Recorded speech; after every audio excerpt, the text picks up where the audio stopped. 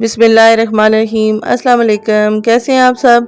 उम्मीद है कि आप सब ठीक होंगे। अल्लाह पाक आपको हमेशा खुश और आबाद रखे और आने वाली हर नागहानी आफत से बचाए। मैं भी अल्लाह का शुक्र है बिल्कुल ठीक ठाक हूँ। रोशनी के किचन में वेलकम। सबसे पहले चैनल को सब्सक्राइब कर लें, बेल का आइकन ज़रूर प्रेस करें। बेल का आइकन प्रेस करने से मेरी हर नई आने वाली वीडियो का नोटिफिकेशन आपको बर वक्त मिलेगा। आज मैं बना रही हूँ एक डिफरेंट सी डिश जो कि बहुत ही मज़े की तैयार होगी। इसको कहते हैं पेशावरी नमकीन गोश्त, जो कि मैं मटन के गोश्त से तैयार कर रही हूँ। बहुत ही मज़े का तैयार होगा। मेरी अपनी रेसिपी है जो कि बहुत ही मज़े की तैयार होगी। आप भी मेरी रेसिपी से बनाएंगे तो यकीनन आपका भी ये खाना और ये डिश बहुत ही मज़े की तैयार होगी। चलते हैं रेसिपी की तरफ और डिटेल में देखते हैं ये डिश हमारी किस तरह तैयार हो रही है।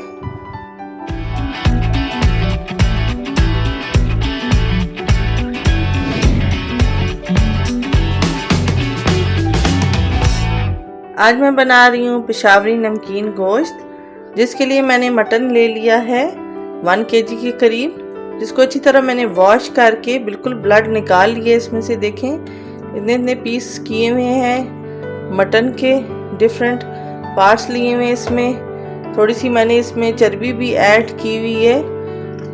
नमकीन गोश्त में थोड़ी बहुत ही चर्बी हो तो बहुत ही मज़े का तैयार होता है। बग़ैर चर्बी के इसका जो टेस्ट है वो अच्छा नहीं आता। थोड़े से पार्ट्स चर्बी के लेने ज़रूरी हैं। अच्छा, मैंने 1 kg के करीब ले लिया है मटन। इसमें मैंने लहसुन का पेस्ट ले लिया है 2 टेबलस्पून। पेशावरी नमकीन गोश्त मैं बना रही हूँ अपने तरीके से, ज़रा डिफरेंट सा तरीका है। रेसिपी को फॉलो कीजिएगा तो यकीनन आपका भी जो मटन है बहुत अच्छा तैयार होगा। चलते हैं रेसिपी की तरफ। प्रेशर कुकर मैंने ले लिया है, फ्लेम को मैंने ऑन कर लिया है। इसमें मैं ऐड कर रही हूँ 1/2 कप के करीब ऑयल। ऑयल ऐड करने के बाद इसमें मैं ऐड करूँगी मटन। साथ ही इसमें मैं ऐड कर रही हूँ लहसुन की पेस्ट। लहसुन के साथ हम मटन को बहुत ही अच्छा सा फ्राई करेंगे, पहले कलर चेंज होने तक। जितना अच्छा इस स्टेज पे हम फ्राई करेंगे इतना ही हमारा नमकीन गोश्त अच्छा बन के तैयार होगा। इसी स्टेज पे साथ में 1 टीस्पून ऐड करने लगी हूँ सॉल्ट। बहुत अच्छा सा हमने इसको भूनना है, फ्राई करना है गोश्त को। पहले तकरीबन 15 से 20 मिनट तक हम इसे फ्राई करेंगे। इस स्टेज पे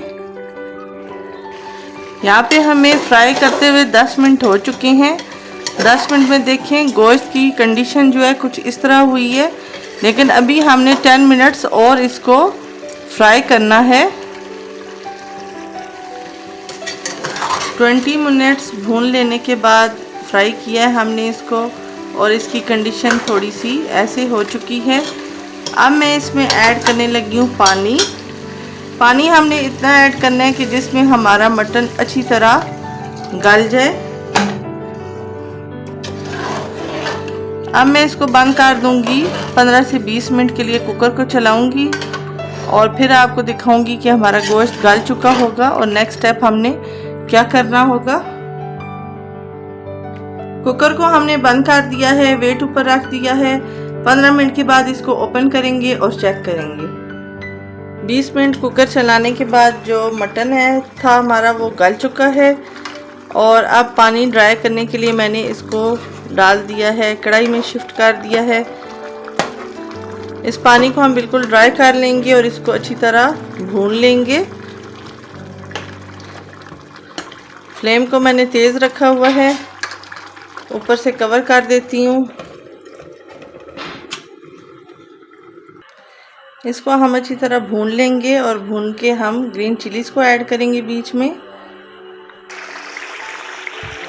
नमकीन गोश्त का पानी अच्छी तरह से ड्राई हो चुका है और ज़ोरों शोर के साथ आवाज़ों के साथ ये भुना जा रहा है।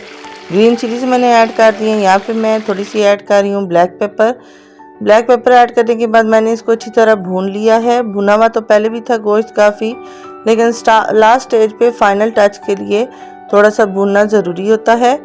नमकीन गोश्त हमारा बन के तैयार हो गया है। बहुत ही मज़े का तैयार हुआ है, बहुत ही टेस्टी है, अलग सा टेस्ट है, कोई एक्स्ट्रा मसाला नहीं है इसमें, बहुत ही मज़े का टेस्ट है। गोश्त का अपना जायका है इसमें, बहुत अच्छा आ रहा है।